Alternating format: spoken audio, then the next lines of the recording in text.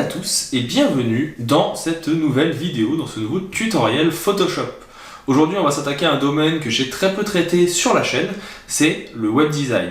On va voir aujourd'hui dans cette vidéo comment venir réaliser une maquette de A à Z, c'est-à-dire d'une page blanche jusqu'à la création et la mise en situation finale de celle-ci. Vous y découvrirez les outils de création graphique, les outils de texte, mais aussi quelques outils de retouche photo qui seront importants. Ce tutoriel est tiré de ma formation complète sur la création d'interfaces web dans Photoshop, dont le lien est dans la description, ainsi qu'un petit code promo pour l'avoir à moins 20%. Profitez-en, c'est cadeau et ça me fait plaisir.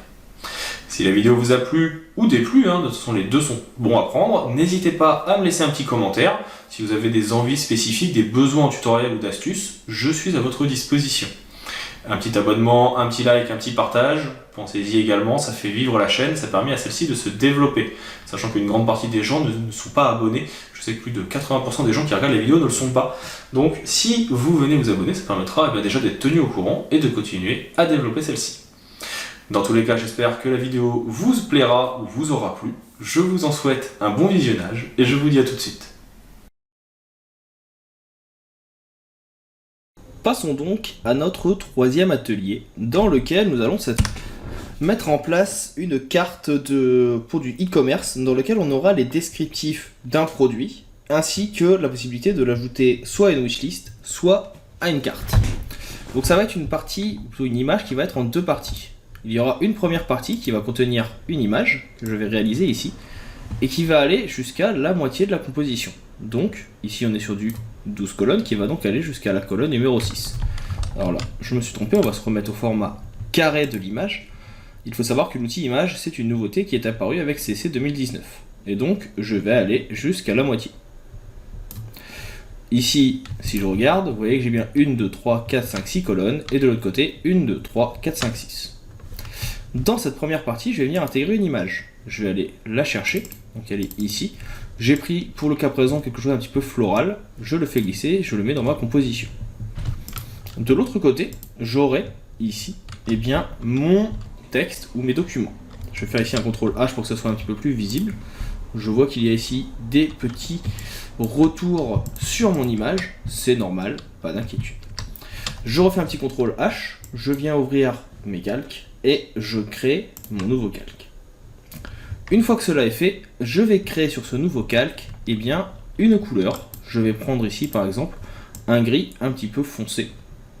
On va voir ici un gris qui va tendre un petit peu vers le bleu et je vais remplir la couleur. Je vais le placer sous mon menu, mon élément image, tout simplement, sur l'autre sens, pour que l'image apparaisse au-dessus. De cette façon, si maintenant je sélectionne mon autre élément, que je fais de nouveau un CTRL H, on va avoir d'un côté donc une partie image, que je ne vais pas trop toucher, et une partie ici qui sera un petit peu plus textuelle. Je fais un CTRL H de nouveau, et je vais commencer ici par créer différents éléments.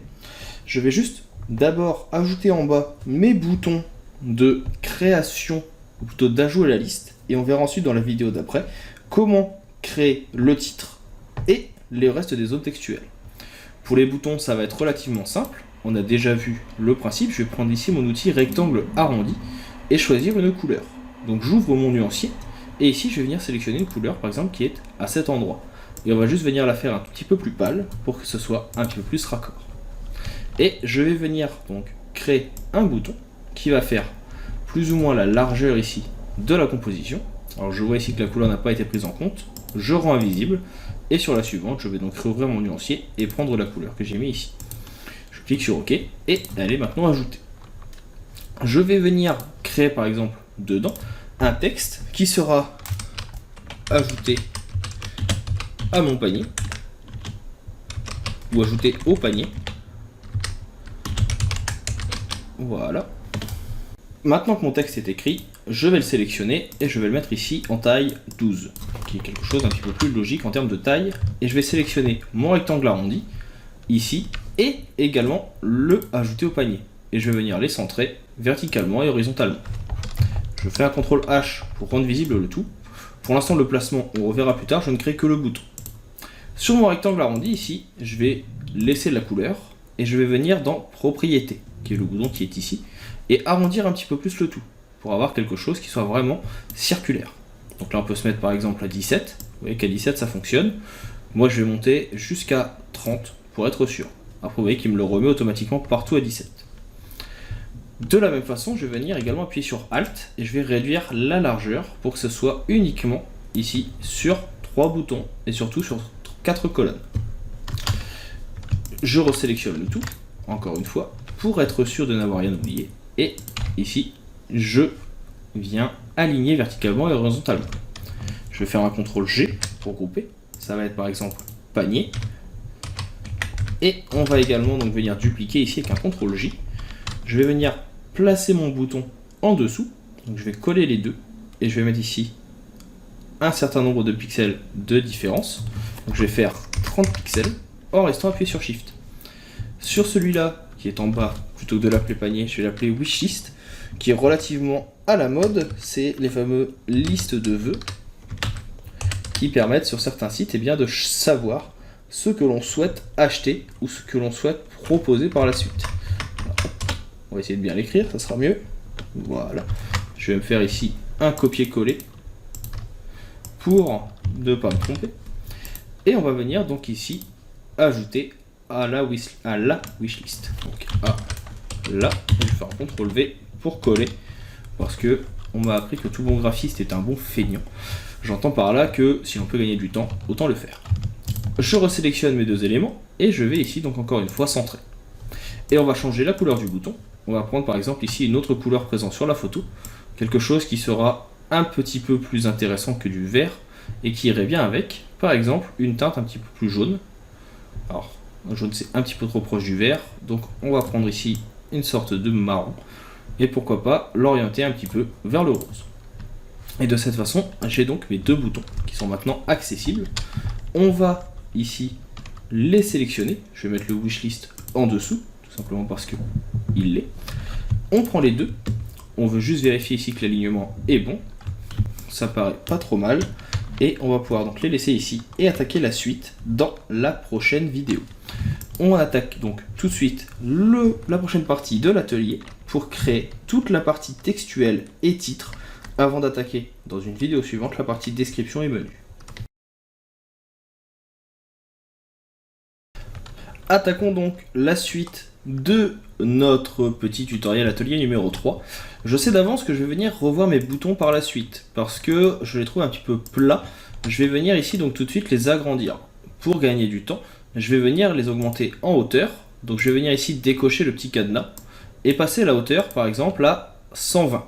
Donc je sélectionne et vous voyez que automatiquement il m'augmente la hauteur de mes boutons. Je vais peut-être essayer même 140 pour avoir des boutons un petit peu plus visibles. Et je vais venir faire la même chose bien sûr sur wishlist. Ici, je vais le sélectionner, faire un CTRL T et passer ici donc 140. Je vais également venir baisser un petit peu mon bouton. Et déjà ils ont un petit peu plus de gueule. De la même façon, je vais venir également augmenter la taille du texte. Parce que 12 n'est pas très visible, on va passer ici à 16. Et je vais faire la même chose pour le panier, où je vais venir sélectionner le texte et le passer à 16. Je sélectionne les deux, et on vient ici donc de nouveau centrer. On va faire la même chose de l'autre côté, pour avoir quelque chose un petit peu mieux. Donc voilà pour les deux boutons que j'ai revus. Parfois, il est important de revenir sur certaines choses après relecture pour voir d'où peuvent venir les soucis et ce que l'on en pense. Je vais également donc venir commencer à écrire mes différents textes. Par exemple ici, le type de produit, ça serait composition florale. Alors j'espère ne pas faire trop de fautes. Cette composition florale, je vais venir ici, donc vous voyez, on va travailler essentiellement dans ces 4 colonnes. Ici, on laissait 2 de sécurité. Et on va venir donc mettre le nom de la composition florale en haut. Je vais changer la couleur. Je vais venir sélectionner mon texte. Et dans la partie qui est ici, je vais choisir cette couleur. De cette façon, on aura un rappel de la composition florale avec le bouton. Et ici, on va taper ensuite le nom de la composition. Donc là, ça serait composition été mariage. Oh, j'extrapole, ce n'est pas forcément ça. Je vais venir l'écrire en blanc. Et ici, au lieu de le laisser totalement en majuscule, je vais venir dans mon menu caractère. Déjà, je vais l'écrire en bold. Je vais enlever le tout majuscule et je vais le mettre ici, par exemple, en 36. On va également venir prendre chaque premier mot et lui mettre bien sûr une majuscule pour avoir quelque chose d'un petit peu plus intéressant, comme ceci. Et on va venir donc placer notre texte. Ici, ça ne me paraît pas forcément adéquat. Je vais venir donc déjà zoomer pour avoir quelque chose qui soit un petit peu plus visible et que ça ne soit un petit peu moins flou. Ça me paraît encore trop petit et je vais plutôt passer ici à du 40. J'ai voulu 48 pour essayer, mais c'est un petit peu trop gros. Plutôt 40. Et là, ça me paraît un petit peu mieux. Ensuite, on va venir donc rajouter encore une ligne qui sera beaucoup plus petite. Je vais l'écrire ici en 16. Et on va l'appeler Special Wedding pour le mariage. On va venir, non pas la laisser en bold, mais la mettre en bold italique. Donc je sélectionne avec un CTRL A. Et ici, je la mets en italique. Et pour la couleur, je vais venir reprendre la couleur du fond, mais on va la mettre ici un tout petit peu plus claire. De cette façon, elle ressortira.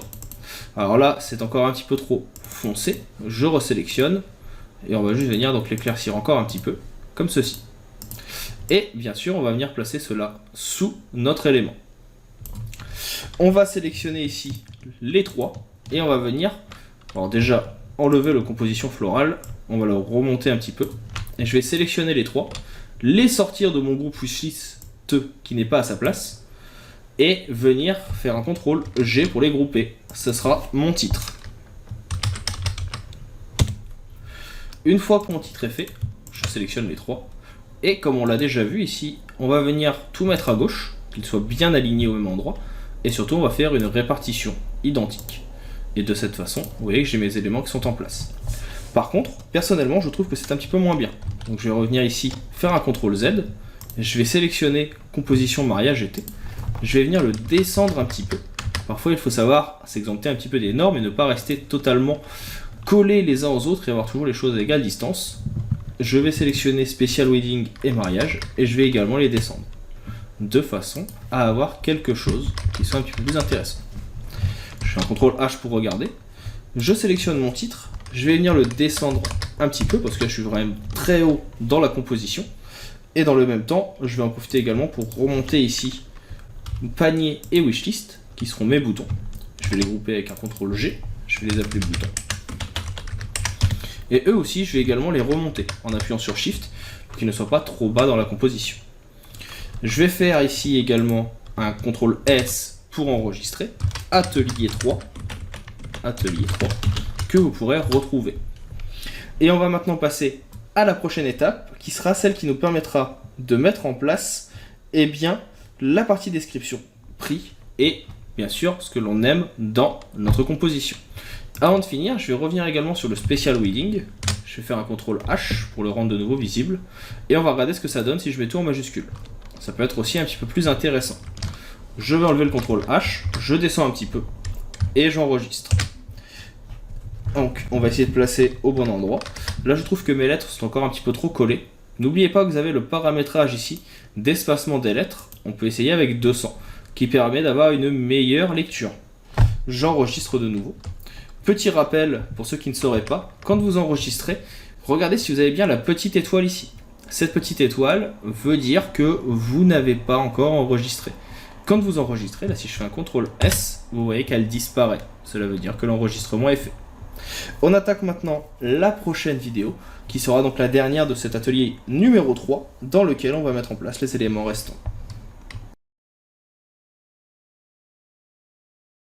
Passons donc à la dernière partie. Je commence par un CTRL H pour remettre visibles les éléments. Ici, hop, autant pour moi. Voilà, donc, comme ceci, et on va pouvoir attaquer le reste. On va commencer ici par venir mettre le prix de notre composition florale. Donc je vais venir ici écrire par exemple le prix en euros. On va dire qu'elle se trouve aux alentours des 75 euros. Alors je ne vous cache pas que je ne connais pas forcément les prix de ce type de prestation, donc ce n'est qu'un à peu près. Je vais me mettre en médium et on va venir agrandir à 60. C'est un petit peu gros, peut-être 60, et surtout je vais me mettre en light et on va se mettre à 48. Donc on a de cette façon le prix qui va apparaître et on va venir le mettre en blanc. Donc pour ça, je viens juste réinitialiser les couleurs ici en cliquant sur le petit carré de réinitialisation et j'intervertis avec la flèche qui est ici.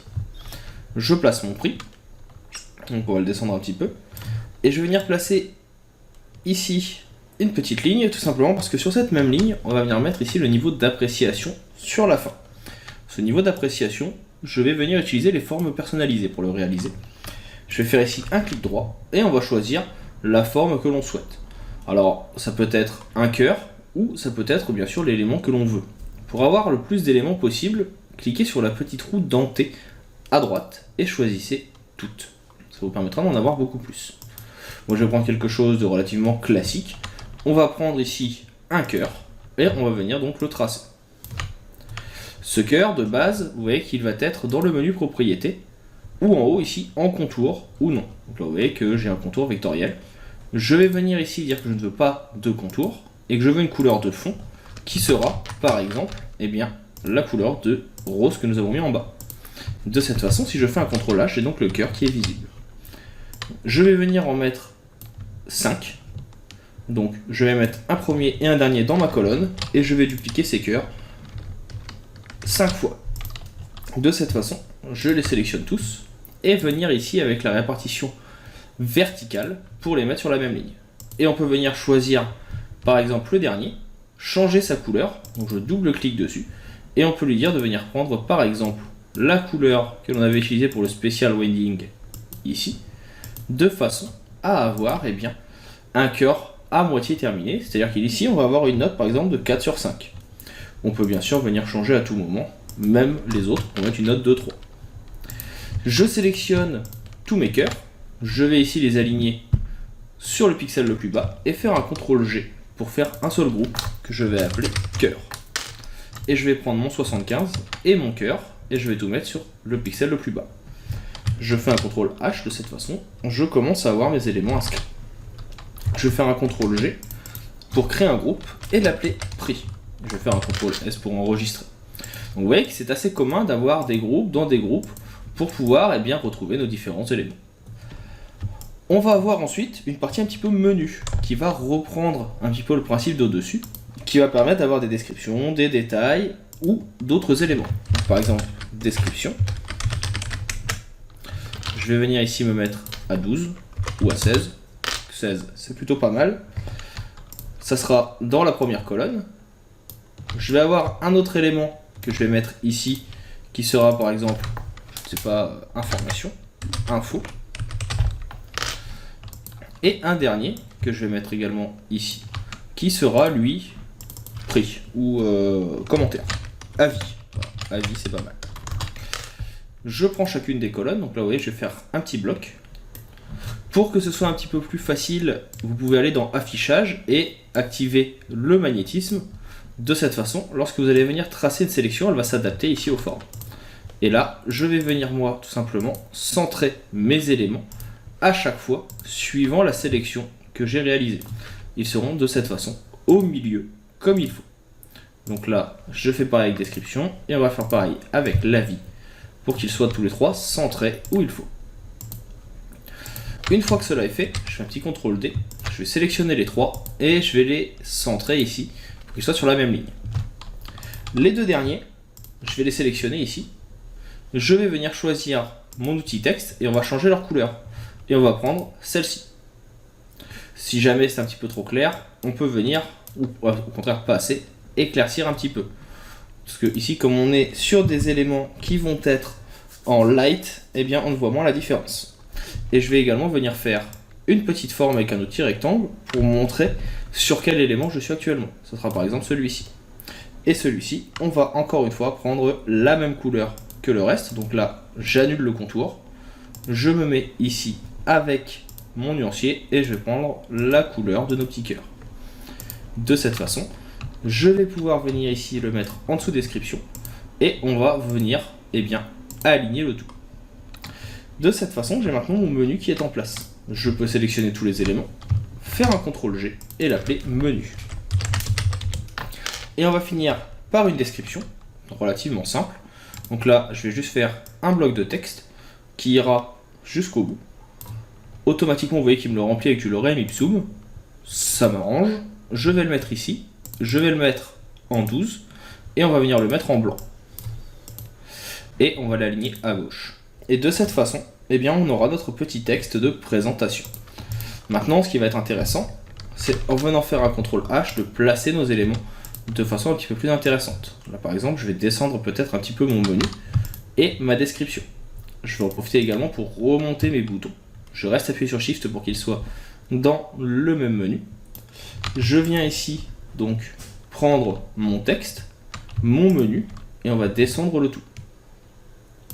On va descendre également notre prix, pour qu'il soit ici.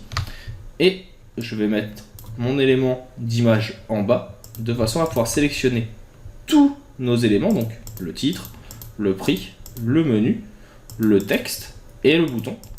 Et on va tout simplement voir ce que ça donne déjà si on les aligne. Et de cette façon, on a quelque chose qui va déjà être un petit peu plus intéressant.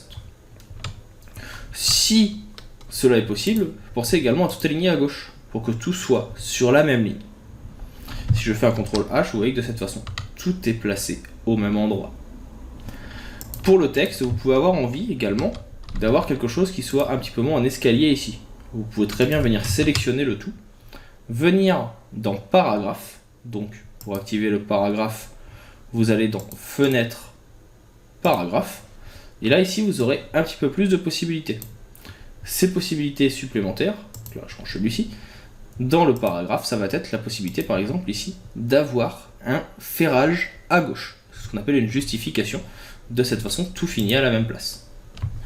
Je fais un CTRL S et de cette façon, je vais avoir terminé, et bien par exemple mon encart. Alors, on peut ici venir retravailler un petit peu le tout. Là par exemple 12, ça va être un petit peu petit.